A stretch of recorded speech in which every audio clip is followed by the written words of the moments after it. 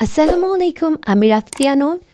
বাসায় অনেক সময় রুটি বেলার ঝামেলার জন্য রুটিই বানানো হয় না, কিংবা রান্নার একমাত্র করতে হওয়ার ফলে রুটি বানানোটা একটু কষ্টকর হয়ে যায়। তাই আজকে রুটি বেলার ঝামেলা ছাড়াই কীভাবে পারফেক্টলি রুটি বানাবেন সেই রেসিপিটাই শেয়ার করব।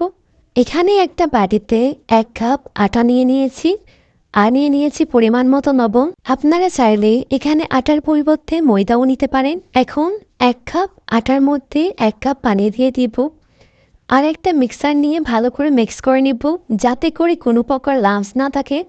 আর এভাবে মেশাতে মেশাতে পারফেক্ট একটা রুটির ব্যাটার তৈরি করে নিতে হবে। এক্ষেত্রে লক্ষ্য রাখবেন যাতে করে রুটির ব্যাটারটা বেশি পাতলাও না হয়, আবার বেশি ঘনও না হয়।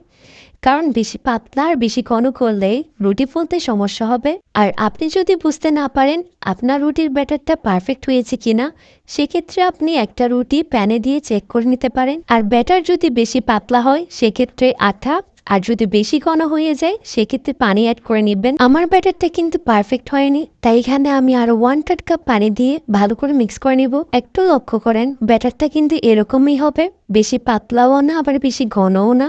এদিকে চুলায় প্যান দিয়ে টিস্যু দিয়ে তেল ব্রাশ করে নিব। প্যান গরম হয়ে এলেই চুলাটাকে লো হিটে রেখে পরিমাণ মতো রুটির ব্যাটার দিয়ে দিব।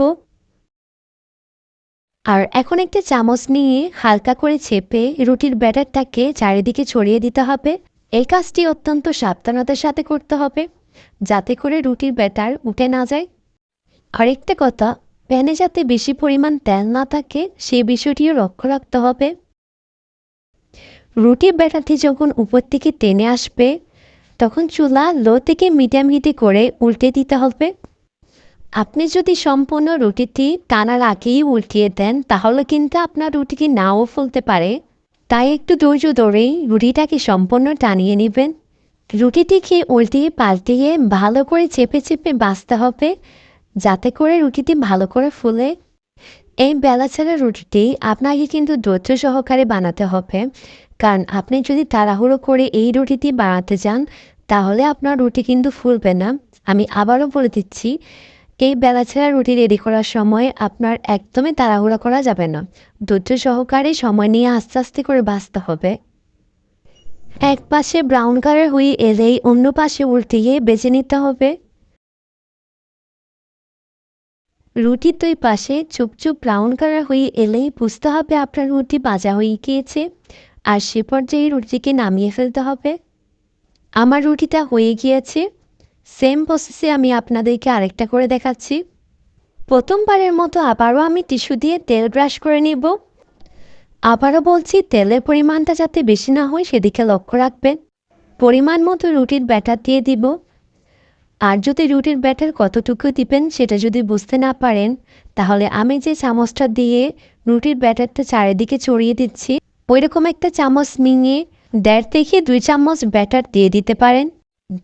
কোনো একটি কাজ যখন প্রথমবার করা হয় সেক্ষেত্রে কাজটি হতে পারফেক্টভাবে নাও হতে পারে, কিন্তু আপনি যদি কাজটি মন দিয়ে দ্বিতীয়বার করেন তাহলে সেক্ষেত্রে অবশ্যই কাজটি পারফেক্ট হবে। এই কথাটা আমি কেন বললাম?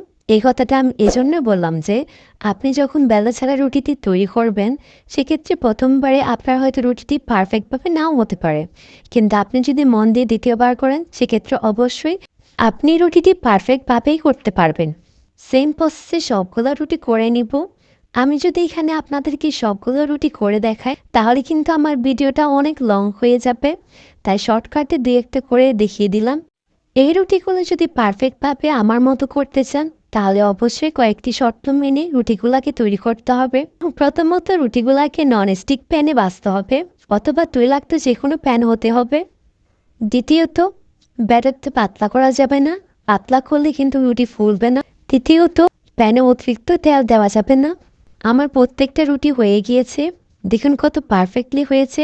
সো কেমন লেগেছে আজকের এই রেসিপিটা দেখে যদি আপনি সামান্য পরিমাণে কিছু শিখতে পারেন তাহলে অবশ্যই লাইক, কমেন্ট অ্যান্ড সাবস্ক্রাইব করতে ভুলবেন না, কারণ আপনাদের সামান্য লাইক, কমেন্ট অ্যান্ড সাবস্ক্রাইব আমাদেরকে উৎসাহ দেয় নতুন নতুন ভিডিও বানাতে।